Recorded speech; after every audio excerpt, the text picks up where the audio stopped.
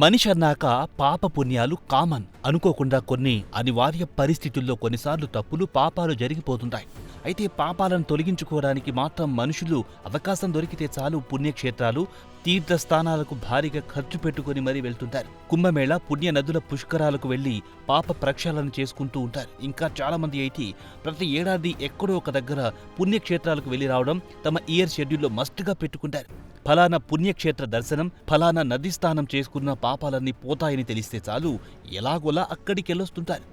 మరి అలాంటి ఒక దేవాలయమే మన దేశంలో ఉంది.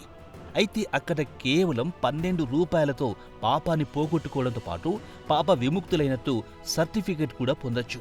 వినడానికి వింతగా ఉంది కదా. ఈ దేవాలయం ఎక్కడుంది, 12 రూపాయలతో చేసిన పాపాలన్నీ ఎలా తొలగిపోతాయని తెలుసుకోవాలనుకుంటే ఈ స్టోరీ చూసేయాల్సిందే.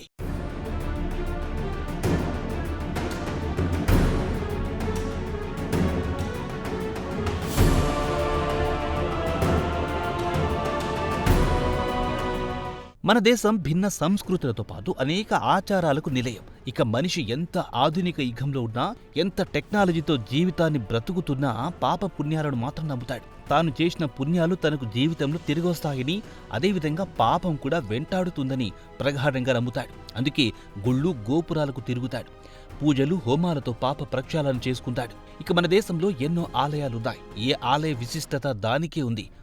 ఓ ఆలయంలో పూజలు చేస్తే సంతాన భాగ్యం కలుగుతుందని, మరో ఆలయంలో దైవాన్ని దర్శించుకుంటే ధనలబ్ధి చేకూరుతుందని, ఇంకో ప్రాంతంలోని ఆలయానికి వెళ్తే శని తొలగిపోతుందని, వేరొక ప్రాంతంలోని ఆలయంలో దైవ దర్శనం చేసుకుంటే పాపాలు పోతాయని, ఇలా రకరకాలుగా భక్తులు విశ్వసిస్తుంటారు.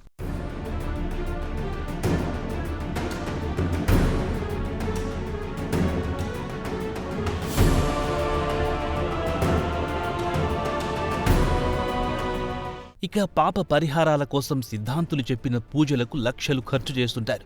దోచిన దాంట్లో కొంత దానం చేస్తే పాపాలు తొలగిపోతాయని కొందరు దాన ధర్మాలు కూడా చేస్తుంటారు. ఇవన్నీ మామూలే, కానీ లక్షల్లో ఖర్చులు, భారీ దానాలు లేకుండానే ఓ ఆలయంలో కేవలం 12 రూపాయల ఖర్చుతో పాపాన్ని కడిగేసుకోవచ్చు. పాపం పోయినట్టుగా సర్టిఫికేట్ కూడా పొందొచ్చు. వినడానికి ఇది చాలా వెరైటీగా ఉన్న రాజస్థాన్లోని ప్రతాప్గఢ్లో ఓ పురాతన ఆలయం దీనికోసం ప్రాధాన్యత పొందింది. ఆ ఆలయంలో గత కొన్ని శతాబ్దాలుగా తీర్థయాత్రలకు ప్రసిద్ధిగాంచింది. ఆ ఆలయాన్ని గిరిజనుల హరిద్వార్ అని కూడా పిలుస్తారు.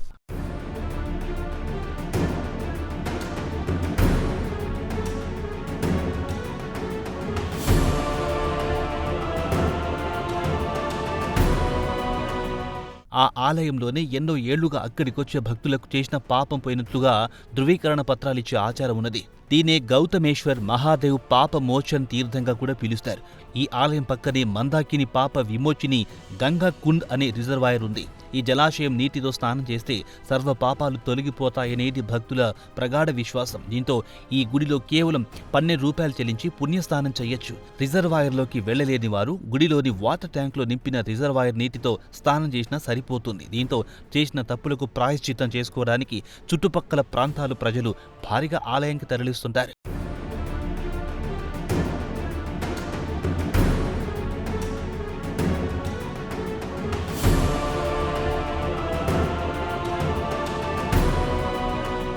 ప్రతి ఏడాది ఆలయంలో దాదాపు 250 నుంచి 300 పాప విమోచన ధృవీకరణ పత్రాలు ఇవ్వడం జరుగుతుంది.